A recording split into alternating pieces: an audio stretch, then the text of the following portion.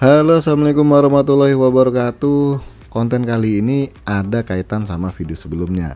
Yang penasaran sama prosesor i3 Gen 12 ketika dipasangkan VGA golongan kelas atas? Nanti kita lihat perbedaan performanya saat gaming. Sebelum ditonton, yang baru mampir, gak ada salahnya menaikkan elektabilitas channel ini supaya bisa berkembang lebih baik lagi ke depannya dengan cara subscribe, hidupkan lonceng, dan kalau nggak keberatan tekan tombol thanks. Isi seikhlasnya.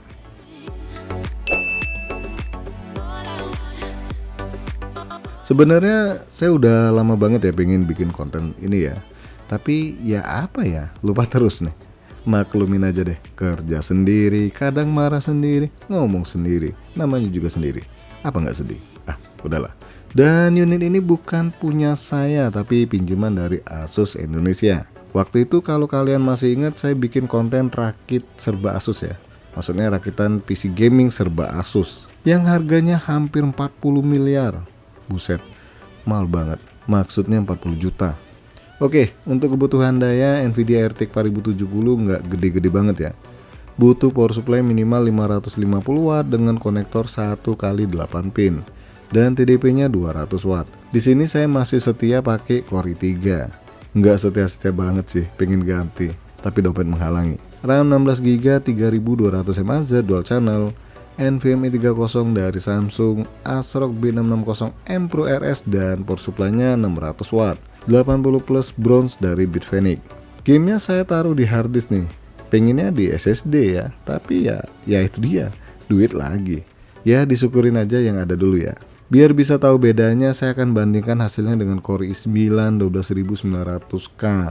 Pakai RAM 32GB DDR5 dan mainnya di resolusi 1080p. Beda RAM ya rasanya nggak terlalu pengaruh banget ya. Ya minimal kalian tahu gambaran perbedaannya. Sama satu lagi nih ya. i9 pakai Windows 11 dan saya masih pakai Windows XP. Windows 10 maksudnya. Tapi ini juga harusnya nggak terlalu berpengaruh banget ya.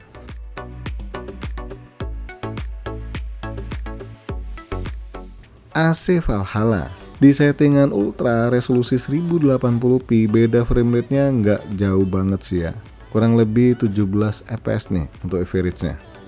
Beda jauh nggak sih? Kalau kata saya, Core i3 masih sangat baik handle RTX 4070 di game ini.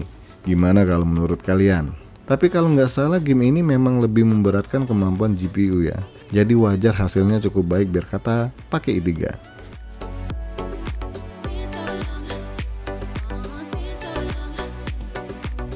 Far Cry 6 di settingan ultra semua on, hasil frame rate-nya masih oke nih. Dengan frame rate rata-rata masih di angka 76 fps. Tapi kalau dibandingkan Core i9 jauh banget bedanya. Di i9 dapat frame rate rata-rata di angka 108 fps. Coba 76 versus 108 fps. Beda 32 fps, bro. Wow. Banyak banget hilang performanya. Ganti, bos. Ngomong sih gampang, PT-nya mana coba? Lu kira saya nyata duit?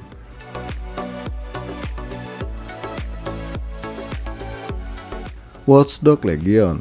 Lanjut game yang nggak baru-baru banget. Di game ini hasilnya malah mirip-mirip dengan Far Cry 6 ya.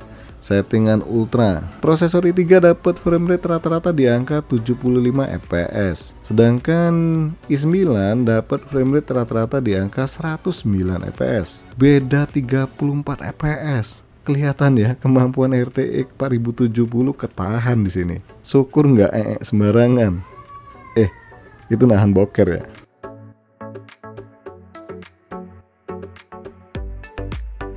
Need for Speed Heat. Di settingan ultra, game ini aslinya lancar pakai banget. Biar kata pakai prosesor i3 dengan RTX 4070. Frame rate yang didapatkan di antara 60 hingga 90 fps ya. Tapi kalau pakai i9, performa GPU-nya terdongkrak nih. Bukan karena pecah ban ya, tapi karena game ini butuh prosesor kenceng. Ya, i3 kelas apaan ya? Kelas entry kali. Jadi harap maklum. Di Core i9 frame rate yang didapat di angka 100 hingga 140 fps.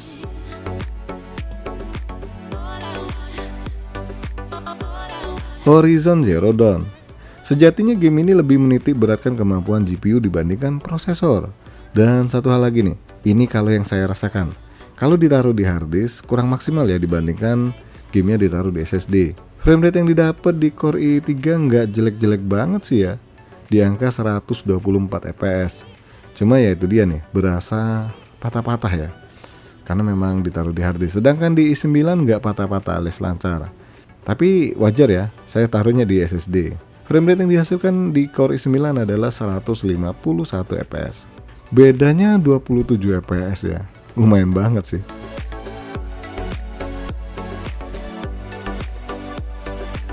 Resident Evil 4 Remake. Di game ini kalau digandeng Core i3, prosesornya lebih banyak mikir dibandingkan VGA-nya. Hasilnya malah bikin nyengir nih. Frame rate yang didapat di settingan max di angka 50 hingga 60 fps. Berasa nggak smooth, sedangkan di Core i9 nampak kali ya VGA-nya bekerja secara maksimal. Frame rate yang didapat di angka 60 hingga 100 fps.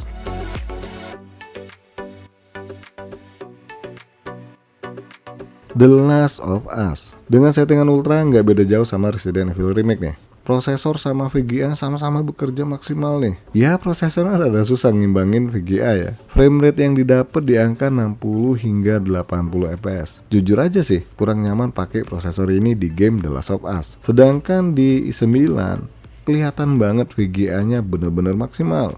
Berasa smooth pakai i9 ya di settingan sama. Jelasnya frame rate yang didapat lebih baik dibandingkan i3, yaitu di angka 80 hingga 100 fps lebih.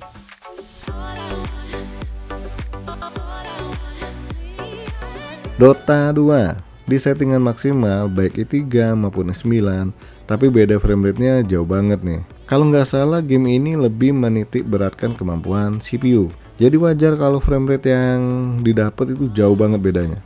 Yang mana kalau di i3 dapat frame rate di angka 90 hingga 120 fps. Sedangkan di Core i9 170 hingga 210 fps.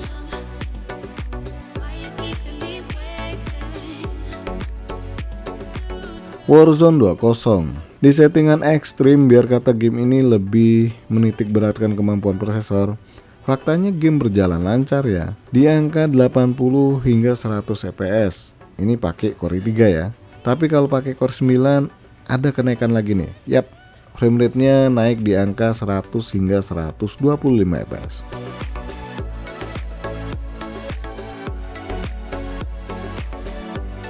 God of War.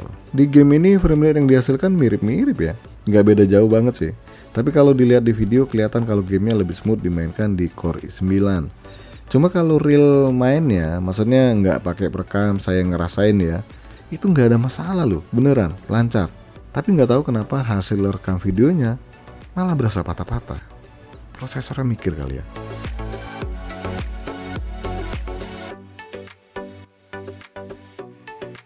Nah gimana nih menurut kalian? Masih pantaskah dia dipertahankan? Bahasa apaan? Maksudnya masih pantaskah i3 ini gandeng RTX 4070? Bonek? Ya pasti ya. Lancar gaming? Ya sebagian lancar, sebagian gak maksimal. Namanya juga beda kasta, jangan terlalu memaksa.